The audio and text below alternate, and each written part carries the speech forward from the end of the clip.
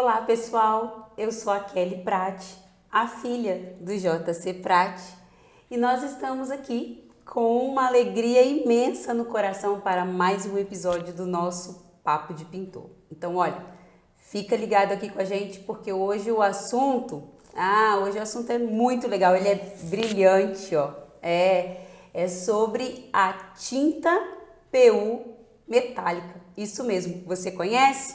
Não? Então fica aqui com a gente. JC, seja bem-vindo mais uma vez. Obrigado. Muito obrigada. Fala um oi aí para essa galera e vamos iniciar o nosso papo de pintor. Olá pessoal, sejam todos bem-vindos. Vamos começar mais um papo de pintor aqui, porque a Kelly ela sempre me pega nessas horas de papo de pintor, né? É isso aí. Então, aqui eu coloco ele na parede e dou uma espremida ainda. até aqui é assim, ou responde ou se cala-se para sempre. Então bora lá, JC. Vamos lá. JC, então hoje o nosso assunto é tinta PU metálica. Eu falei que ela tem uns brilhos, né? Mas eu falei isso porque ela tem o metálico, então eu associei a brilho. É isso mesmo? Se ela é metálica, ela tem que ter o alumínio, né? Então é esse alumínio que traz esse brilho para a tinta? O verniz, né, que dá o brilho e o alumínio reflete, né? O brilho. O né? tom da tinta. O alumínio reflete o tom da tinta. Caramba, você falou difícil, você falou bonito agora. Hein? Claro, nós somos bonitos, né? Tá certo.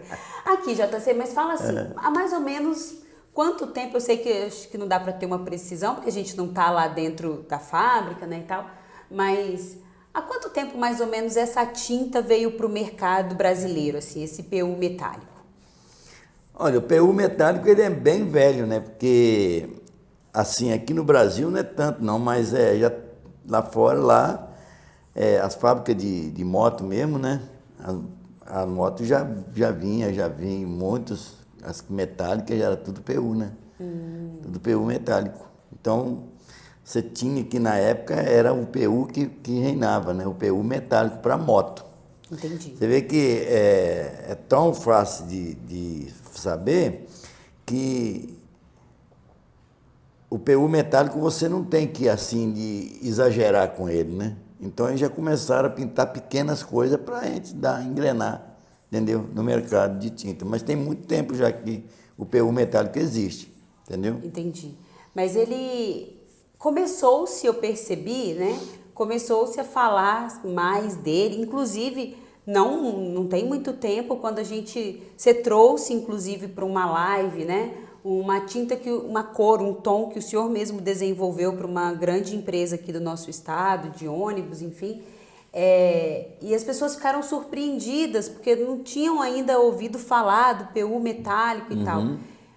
Quando que o senhor sentiu assim que começou esse movimento desse PU metálico vir para o mercado mesmo e sair da categoria então só moto e ganhar aí, por exemplo, nesse caso dessa tinta que você desenvolveu, os ônibus, assim, essas frotas? Isso tudo é um trabalho, né? Isso tudo é divulgação. Quando você divulga e sabe com que você está mexendo, não fica difícil. O difícil é quando você depende de alguém vir mostrar para você e aí passa um dia, passa dois, passa uma semana, pinta um negócio, não dá certo, para por ali. Mas quando você pega para fazer, executar, vai dando certo e dá certo mesmo qualquer coisa, inclusive o PU, né? Metálico. Foi o que nós fizemos, foi as fábricas. Elas fabricaram os alumínios, que pode entrar na resina PU, né? Então, e pigmentar, dar cor ao alumínio, entendeu? Agora, não pode esquecer que é dar cor ao alumínio. Não pode o alumínio dar cor à tinta, porque ficar mais pigmento e menos alumínio, não funciona. Tem que ficar sempre uma faixa de 70% a 80% de alumínio e o restante tingimento e resina. Então não quer dizer que é uma tinta nova. A base é a mesma, PU só que coloca alguma coisa ali no meio dela que faz ela se tornar metálica. É o que eu disse, né? Se ela tem mais quantidade de alumínio, você vai tingir o alumínio. A cor que você quer, entendeu? Você vai tingir o alumínio, mas sempre o predominante é o alumínio para fazer o metálico, entendeu? Entendi. E tem qualquer cor? O mercado ele já oferece todas as cores de PU metálico? Não, não. A cor, o PU metálico, ele é mais personalizado. Ele é mais personalizado. Ele não tem assim, a Skylark tem várias cores do PU metálico, personalizado pelo Rogério. Nosso Entendeu? querido amigo Rogério. O Rogério, ele me passou várias fórmulas, e eu também tenho muitas fórmulas de tinta PU metálico, entendeu? Então aí você vai fazendo o seu catálogo, o seu banco de cor. É como se você tivesse um banco de cor PU metálico. Personalizado mesmo, Personalizado. né? Eu tenho o telefone, podia até mostrar aqui, já tem catálogo já pronto, já, né? Que o Rogério mandou para mim de muitas cores, de umas 20 cores já. Mas hoje tem mais de 200 cores já no sistema, né? Entendi. Hoje já tem mais de 200 cores no sistema, inclusive caminhão. Entendeu? A gente já faz, entendeu? E treina o cara que quer trabalhar com ele, a gente faz um treinamento, né? E ele começa a trabalhar com ele. Em vez de ele usar o metálico normal, ele pode usar o PU metálico, desde quando ele siga passo a passo aquilo que a gente vai passando para ele. Mas me diz aí, qual é a vantagem de deixar de usar o metálico que você chamou de normal, que seria o quê? O poliéster? Qual seria a vantagem de deixar de usar esse metálico normal para passar a usar o PU metálico? A vantagem é que você não vai usar verniz e você vai gastar bem menos, né, daquilo que você seria gastar, porque você pintar um caminhão de metálico é grande, né? Um caminhão, um ônibus, no caso, são muito grandes, né? Então, se você tiver a oportunidade de pintar ele com o PU metálico, é uma vantagem muito grande. Você vai economizar em cima de material, economizar em mão de obra e vai ficar uma pintura 100% metálica PU. Você considera mais bonita uma pintura metálica do que uma pintura sólida? Lisa? Lisa, é. Existe cores e cores, né? Existe cores e cores, entendeu? Então, a cor é igual, assim, a roupa, né? Cada um gosta de uma cor. Então, você gosta de um carro preto, eu gosto de um carro branco. E aí a cor ela é predominante, né? Cada um tem o seu gosto. Você falou no branco, eu lembrei que, eu não sei se já desenvolveu, mas quando a gente começou a falar um pouco mais sobre o PU metálico, o Rogério disse que o branco era uma cor que ainda não tinha sido totalmente desenvolvida, né? Ela não está muito fácil para desenvolver. Mas por quê? Porque é o seguinte, você vê hoje o branco, quando você vê um branco metálico, ele é um branco tricote. É difícil você ver um branco metálico. Você vai ver ele tricote. Porque o alumínio não pode receber, a pérola não pode receber uma carga de pigmento, de cor em cima dela. Entendeu? Então, ele não vai dar certo. Não vai dar certo no PU, porque o alumínio vai receber uma carga grande de branco. Nós vamos ter que tingir o branco e, ao contrário, nós temos que tingir o alumínio no PU. Entendi. Entendeu? Entendi. Então, o branco vai ser quase impossível. Mas vocês estão tentando, né? Mas estamos tentando. Não é nada que falar assim, não vai dar para nunca mais. Não. Ele vai ter que ser usado, vou adiantar um pouquinho, vai ter que ser usado em 2 etapas. Conta aí então. Olha o spoiler, gente, presta atenção, hein? Tem que usar em 2 etapas. Em 2 etapas. Você vai ter que usar ele um tricote invertido. Fazer de uma tinta poliuretano um tricote invertido. Vamos ver se dá certo. Eu estou tentando. Mas não posso garantir nada agora.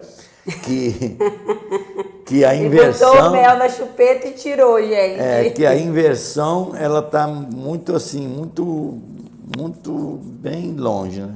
Entendi. Mas, Tá tentando. vamos ver, daqui, nós não vamos morrer agora, mas vamos tentar. É isso aí, ó. Daqui uns dias tem alguma novidade, vamos lá. E a gente traz ao vivo numa live, hein? Se ele chegar mas lá, é a gente traz ao impossível vivo. fazer isso. Impossível é quando você não pega e tenta fazer. É isso aí, entendeu? JC. Gostei de ver. Tenta Caramba. fazer. Ainda bem que você é meu pai, JC. Aqui, mas vamos lá. O manuseio dessa tinta é o mesmo que se teria com o PU considerado aí tradicional ou não? Tem diferença? Porque eu vi você falando agora há pouco aí que vocês treinam o profissional para que ele use essa tinta. Fala aí, então, assim, tem diferença no manuseio? Chegou a tinta. E aí, como é que faz? Então, a diferença, ela não é tão grande, ela tem que ter assim, o cara tem que praticar um pouco, né? Então, se ele tem uma dificuldade, vamos colocar assim, de um azul para um prata, na aplicação, o pintor, muitas vezes ele muda o modo dele trabalhar na hora da pintura, em cima de um prata e em cima de uma tinta de outra cor. Em cima de uma tinta de outra cor, ele tem a confiança que aquela cor ali ela não vai dar um problema para ele, igual o prata pode dar. Então ele vai trabalhar com um pouco mais de cuidado, é esse que é o treinamento. Tem que ter um pouco mais de cuidado. Cuidado como? Eu posso pintar igual eu pinto o PU, apertar mesmo o cinto mesmo e deixar o bambu gemer? Não é por aí.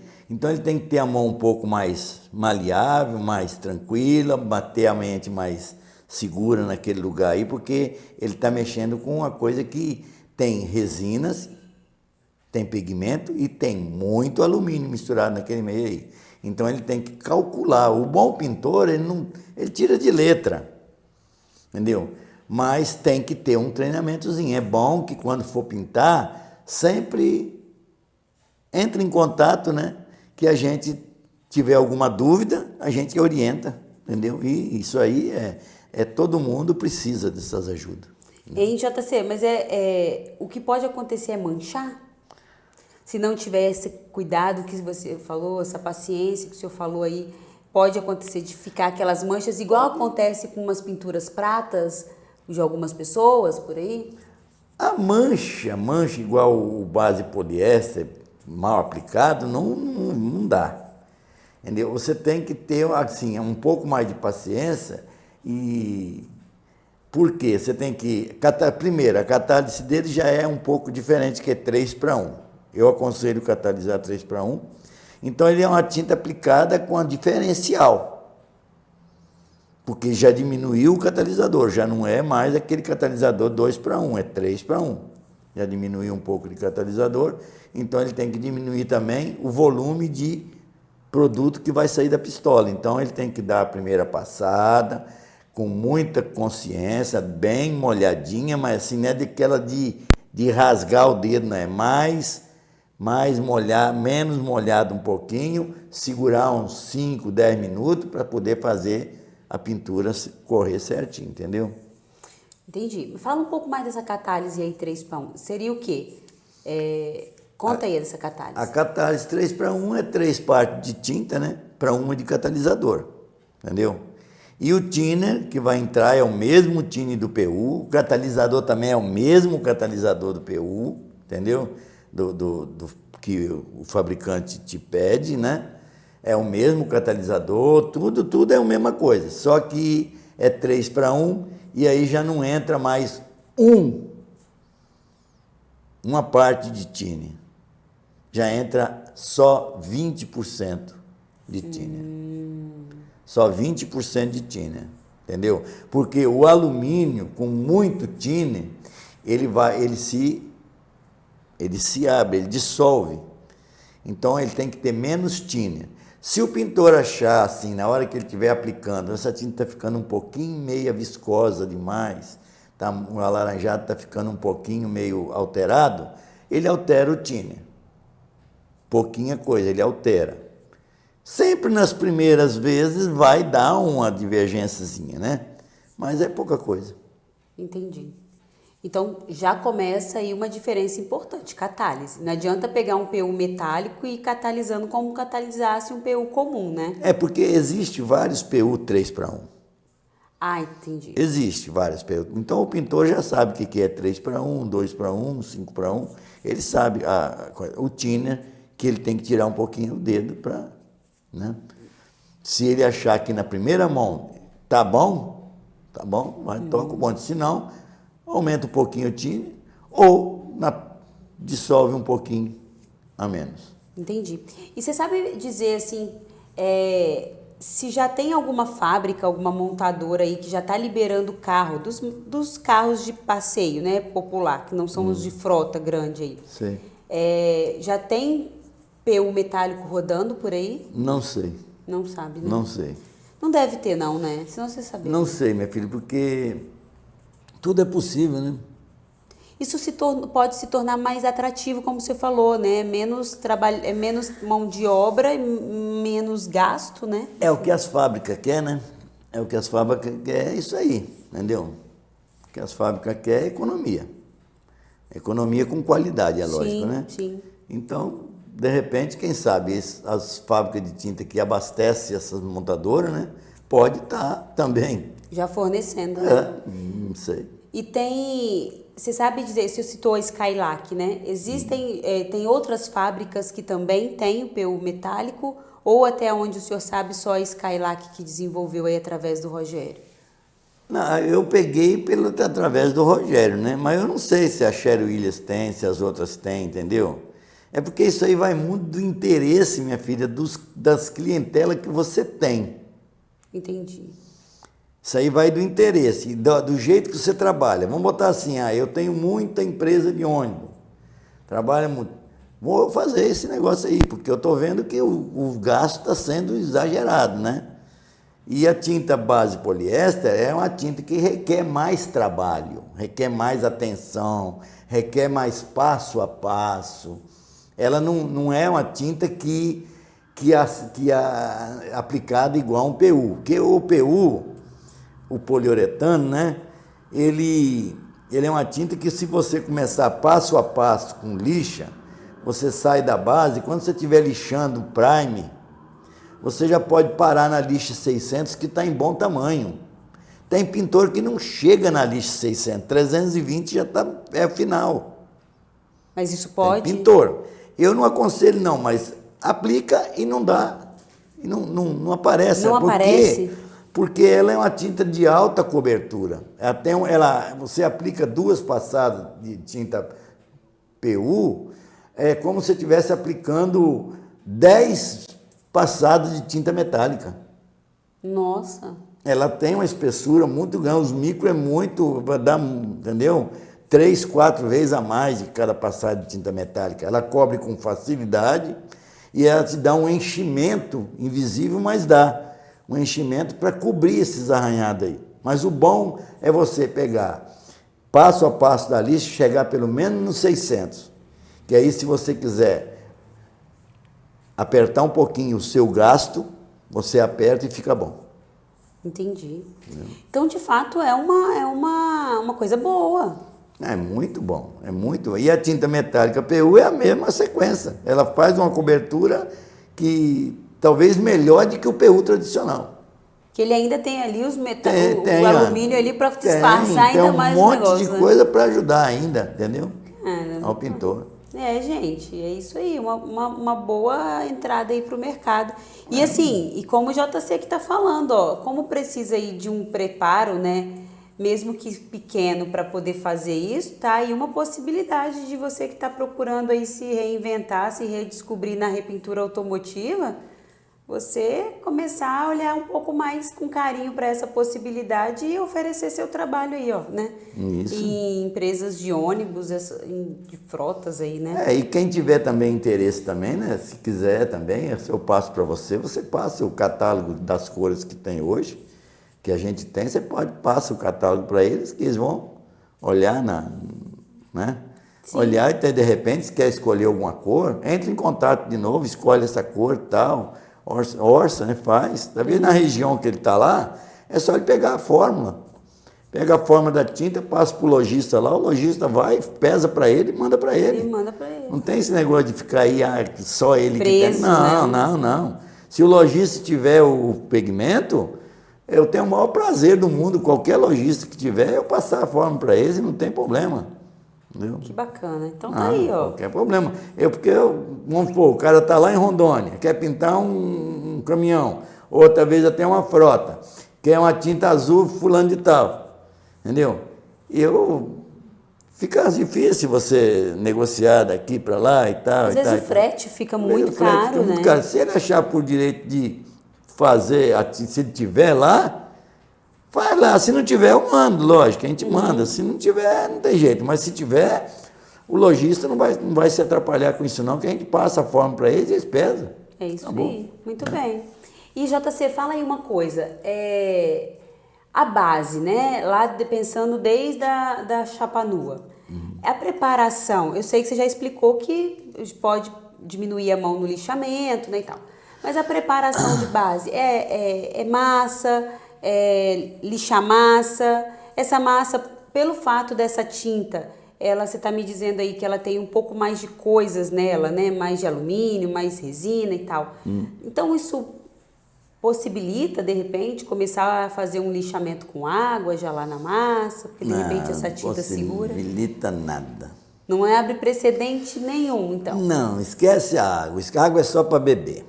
Tá certo. A água é só para beber, lavar roupa, lavar a cara de manhã cedo, só. Gente, eu tento todo papo de pintor, convencer, puxar a possibilidade, mas ainda não deu. Vamos lá. Então não pode, mas o passo a passo é o mesmo da base. Mesma coisa, tudo é a mesma coisa. A pintura é o final do trabalho. O final do trabalho tem o nome, né? É o final do trabalho. Agora, se não fizer tudo passo a passo certinho a base, ele não vai ser o final a pintura. Vai ser um reinício de trabalho. Entendeu? Então, muitas vezes a Kelly brinca com o negócio de água, mas a água é uma coisa muito séria numa pintura automotiva, muito séria mesmo. Então, não adianta querer misturar solvente com água, não adianta que não funciona. Não tem jeito. É continuar dando porrada em ponta de faca e se machucando. Não adianta. E dando massa em cima de tinta, em cima de primer. Não faz isso não, gente. Muitas vezes chega em certas oficinas que o carro está todo repassado, depois do prime, todo repassado com massa. Você vê uma massa aqui, outra lá, tudo pequenininha, tudo aquelas massinhas, poliéster. Aquilo dá uma dor dentro do coração do sujeito, entendeu? Porque sabe que aí vai dar mais mapa do que o mundo inteiro, entendeu? Não tem como, não existe. Não está vendo que uma massa ela é muito mais rígida do que uma tinta? Do que um prime? Será que na hora que acabar de pintar, aquela parte que ficou ali, ela não vai mostrar um mapeamento? Ela não é mais rígida? Ela vai ficar em cima e o prime vai abaixar. Na hora que abaixar, aquelas em volta, vai dar tudo isso aí. Mas sabe o que eu vejo, pai? Assim, então não existe. Você fala isso com tanta frequência, para mim isso é uma questão assim, né? Eu escolho o trabalho correto ou não. Teve um comentário uma vez que foi assim, você falando me fez lembrar, que a falta de informação é ok, quando a pessoa não tem acesso de alguma forma, né? Ou existem muitas pessoas ainda que não tiveram acesso mesmo a educação tradicional, a ir lá aprender a ler, escrever, enfim. Então, às vezes, fica difícil o acesso, né, Sim, a algumas informações. Com certeza. Mas existem momentos de ignorância que, honestamente, assim, na minha opinião, a pessoa, se ela fosse um pouquinho racional, ela evitava qualquer comentário maldoso. Estou te falando isso porque houve um comentário uma vez de uma pessoa que falou assim, vocês não entenderam ainda, e falando para nós, tá? Tá falando para nós. Vocês não entenderam ainda? Vocês estão em que planeta? Vocês não conhecem ainda a massa poliéster? Ou seja, mas ele estava querendo dizer isso justificando que a massa poliéster pode ser lixada com água. E aí eu li, né? Eu li o comentário e falei assim, falei assim, meu Deus, será que essa pessoa de fato, ela tá se achando tão conhecedora do assunto ao ponto de não entender o que é o produto e trazer esse comentário tão desnecessário, né? Mas é por isso que essas pessoas, é esse tipo de pensamento, é esse tipo de profissional, pai, que na minha opinião continua aí no mercado fazendo errado. Aí vem com aquela fala, ó, vocês me desculpem, gente, mas eu vou escancarar aqui, viu? Medíocre, de dizer assim, nunca deu problema. E esse nunca deu problema é uma coisa, pai, que é assim, nunca deu problema pra você, porque o dono do carro, ele não é idiota de voltar pra mão de quem faz errado.